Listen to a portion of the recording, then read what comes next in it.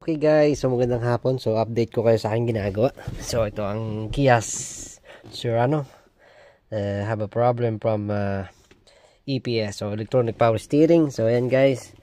So ayan, binaklas ko na. So kung napanood nyo yung unang video kayo na yung ingay, so lumalagotok. So papakita ko sa inyo kung ano. So share ko lang. So ayan nga guys, so kinatay-katay ko na. So okay naman yung upper bearing. So par naman, so good. Kahit po yung baba, okay na, ayos naman siya. So ayan. So ito yung, kung napanood yung unang video ko, so maingay sa lumalagotok. So ito yung lumalagotok na yun guys. Yan, pakinggan nyo. So diba, same ng tunog. So ito lang siya guys. Itong lumalagotok na yun guys, hindi nyo kailangan bumili ng isang buong parts na to para mapagastos kayo. Dahil lang dito yung guys, sa bushing. Yan. Ito yung guys, yung rubber bushing para dito sa pinaka damper control nung between ng pinion drive para sa EPS motor.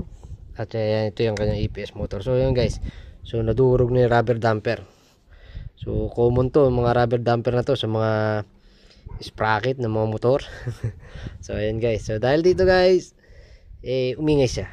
So yun guys, na-share ko lang. So wag po kagad bibili ng buong motor o buong assembly ng EPS para hindi kayo mapagastos.